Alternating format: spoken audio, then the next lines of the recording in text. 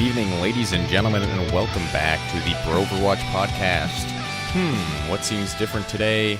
Well, Calder is not here with us today. The reason for that is his microphone is broken, so even if he was here for the podcast, the audio would sound like absolute garbage dog trash. So it's just going to be a solo boy podcast for the day, but it'll just be a shorter one. We've just got a couple news stories to do, and then we will finish it right up. Just a couple news stories. Reddit is also down right now. I don't know if it's under maintenance or if it was hacked or something, but Reddit is down right now, so that's where I usually get my news stories from, and where Calder usually gets his news stories from. So there were some that we had in mind that were on Reddit that we were going to go to, but they're not there. So, well, they are there. It's just Reddit is down right now. So, I'm just going to read the couple that I have here ready, and then we are going to talk a bit about All-Star Weekend and the World Cup. So to start things off, boom. Apparently, KDG is to coach the Seoul Dynasty for Season 2. Former Mosaic Esports and X-Snakes coach KDG has joined the Seoul Dynasty. The news was leaked on Chips' stream following KDG's appearance on the Wakeed's... Why'd I add the in there? Doesn't say the. On Wakeed's stream before it was confirmed by sources. Sources believe that he will be the team's head coach. It was announced last month that the Dynasty had set out to rebuild its coaching staff.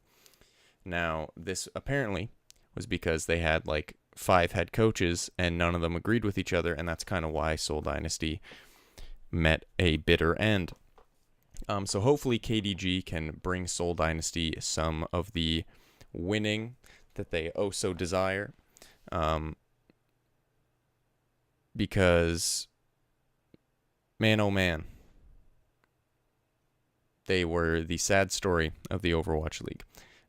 Everybody thought they'd be number 1, didn't even qualify for playoffs, so, hopefully KDG can add some much-needed help to Seoul Dynasty. Next story is about the All-Star Game, Talent Takedown. This is honestly the... before we get into that, actually, let's talk about when these games are going to be, or what the schedule is, sorry. It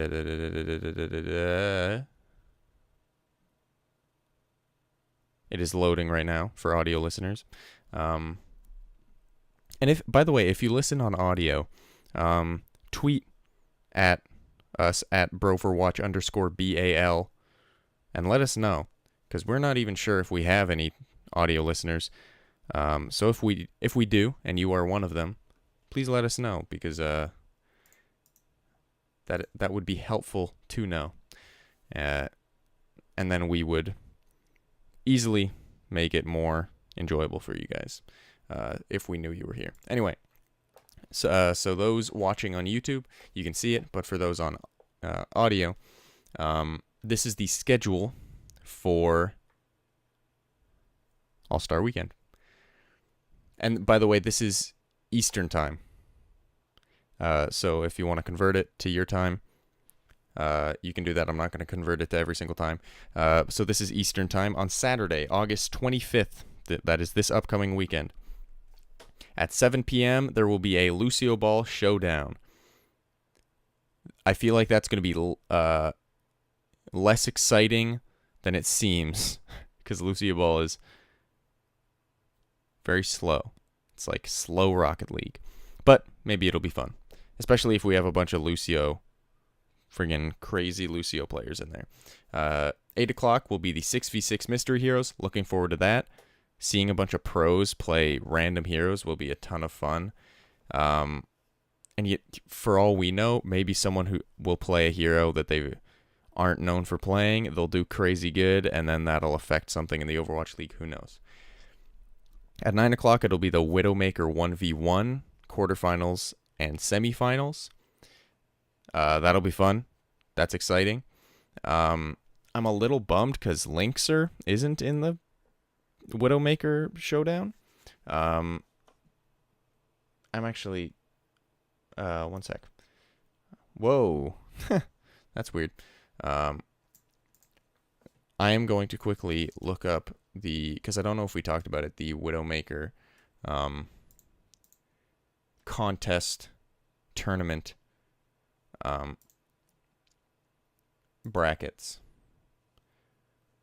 All right, here we are. As you can see here, it is going to be Seiya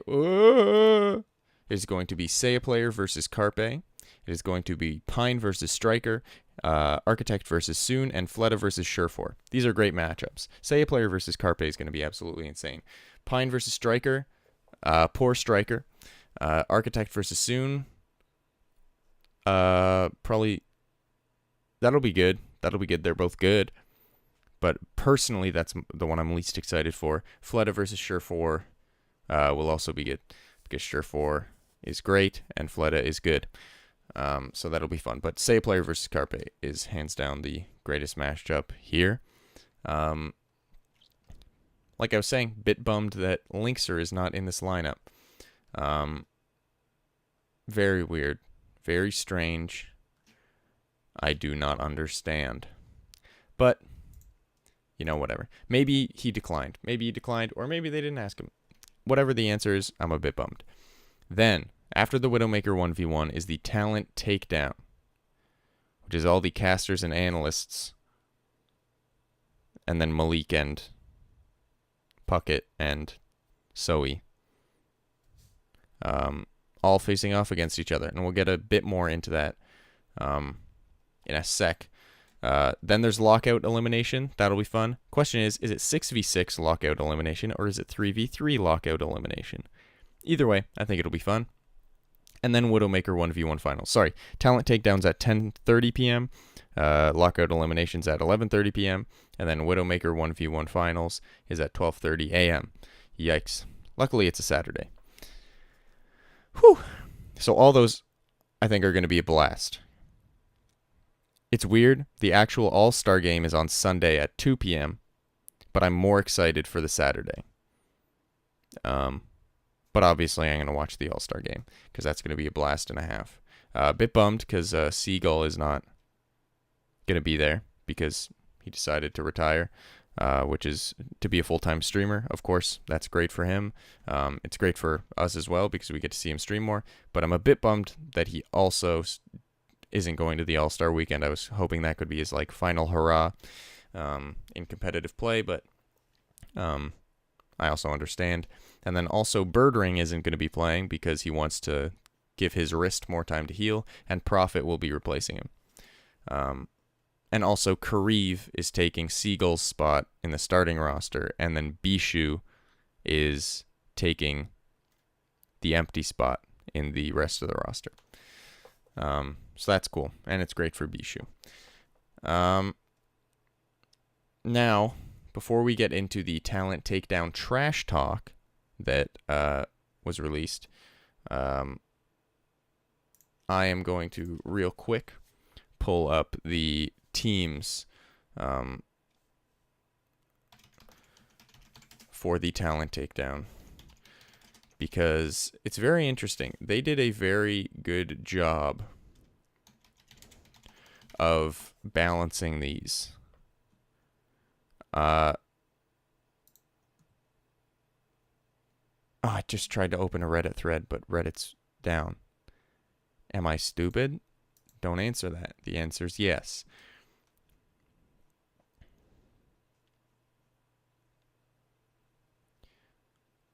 Why are... This website, man. Okay, here we go. Okay, we're good. Calm down, guys. Calm down. So the first team, the Pacific team, is Reinforce, Crumbs, Zoe, Semler, Monty, Puckett, and Hex. And coached by Moon. Good team. Well, here's the thing. Reinforce, actually a pro player, technically. So he's going to carry this team. But also keep in mind that the rest of them are bad. But here's what I'm hoping for this team. Puckett and Soe have good chemistry. Good synergy. They've duoed before. I'm hoping Hex, because Hex is pretty good. Hoping he's going to carry a little bit. The only question marks are Crumbs, Semler, and Monty. So we'll see about that. Now the other team, the Atlantic team, the Pacific team is 2 carries and a bunch of question marks, pretty much. Okay? 1 hard carry and a bunch of question marks. And then the Atlantic division is all mid-range okay. Right? We've got Malik, Sideshow, Golden Boy, Mr. X, Doa, Uber, and Bren, coached by Pavane, the New York Excelsior coach. Here's the thing. Sideshow, Bren, they stream all the time. They're pretty good. Bren's got the Brenji, Sideshow's got the Zen. They're pretty good. And not only that, but they also have the chemistry, and Mr. X and Uber have the chemistry. So Malik, Doa, and Golden Boy are question marks. But it seems like this is more of a team. The other one is a Swedish boy babysitting a bunch of kids who don't understand how to use a keyboard. That sounds like hardcore trash talk, but we're about to get into worse trash talk that they actually said. Anyway, these are the rosters. Let's get into the trash talk, shall we? So,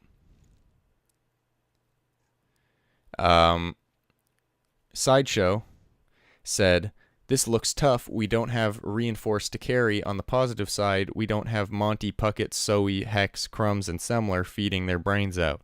So there's quite the roast. Bren said, "Looks like I'm going to feed my brains out." Not as much of a roast.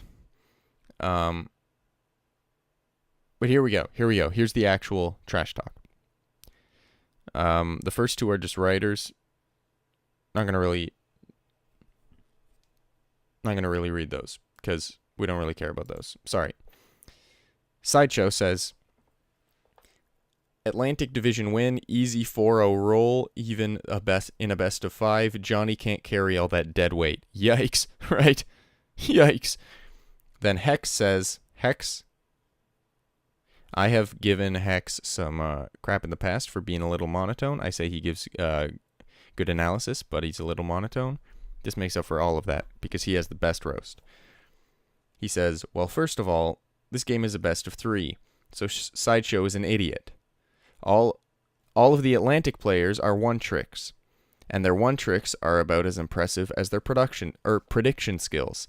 I don't know what is more tragic, that Sideshow can't seem to figure out how to be on the same map as the rest of his team, or that Bren has deluded himself into thinking he is a good player." Yikes. That is good. That is some top-tier roasting.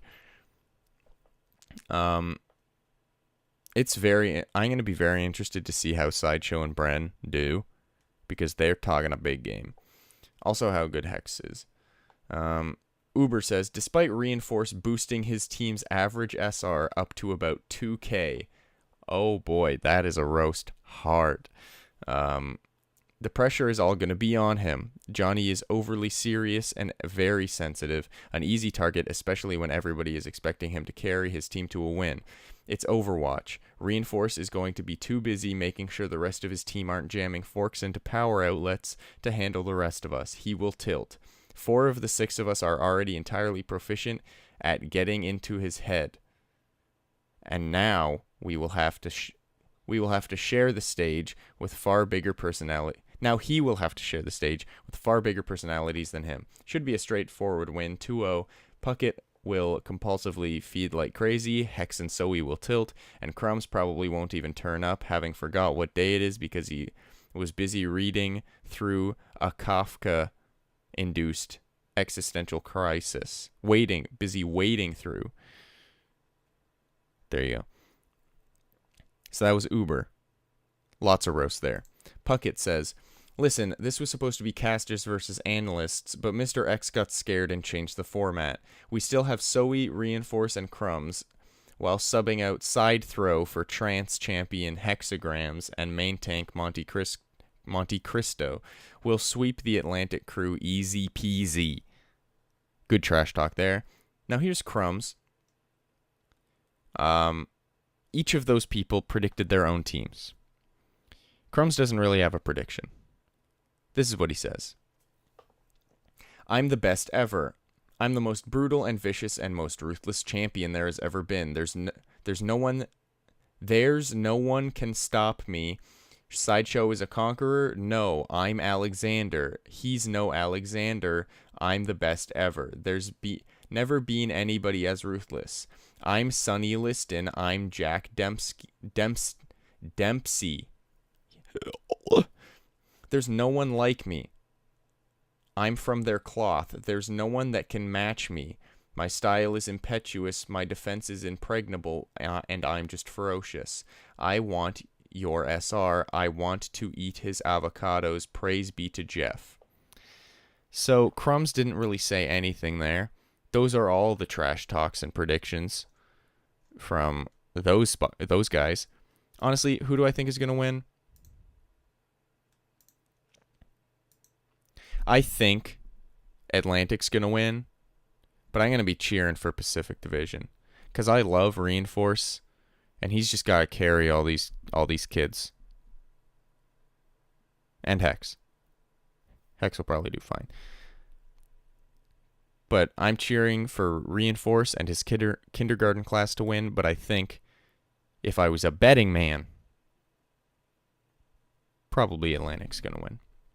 Now let's talk about some World Cup. The South Korea bracket had their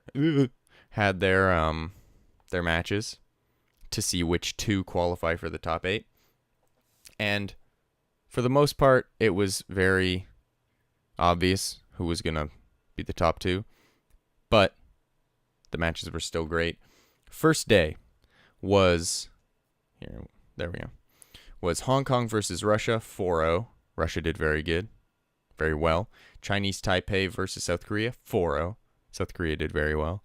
Hong Kong versus Finland 4-0. Finland did very well. This was a good first day to show who's going to actually be the contenders. It was very much Russia, South Korea, Finland competing for those 2 spots. Russia win, South Korea win. Oh, but I shouldn't just glaze over this one. The Finland-South Korea match. Ooh, doggy boy. Very good. Very good. If you want to just watch one match, probably going to watch that one. That one's probably the one to watch. And that was the only real, man, that was the only close one, wasn't it? Russia-Finland was somewhat close.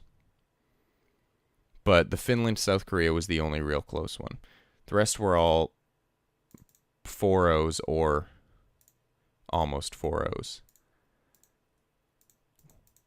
Whoa, and I just realized, whichever team was on the right won, except for one time when Chinese Taipei beat Hong Kong.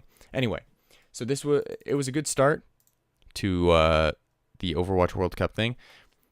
No promises, but I'm hoping that we are going to have a video out about advertising and hype in the Overwatch League, because I think they are lacking in that. Most people did not know this was even happening. That is bad. I'm hoping that once All-Star Weekend is over, they'll start hyping Overwatch World Cup a little more. Because, man, there was no advertising for this at all. And the next bracket is the United States bracket. This is the boy we care about, because it's got our boy Canada in it. And it's pretty clear, unless something weird happens, that Canada and USA are going to be the top 2 teams. But I'm still excited to watch the matches. So tune in for those. The games start on August 7th. Still a while away. We'll probably have a couple podcasts by then. But yeah, tune into those. That's pretty much all there is really this week. Not a whole lot. It's also just me, so who cares? It's fine. But I hope you liked this episode of the podcast. Calder should, but no guarantees, be back next week. We're going to try and get him a good mic that will not break on him. We're trying to up this production a little bit. Little by little, we're going to try and get better. So thank you everybody for watching. Thank you everybody for listening. And we will see you guys next time. We love you. Bye-bye. Bye-bye. Bye-bye.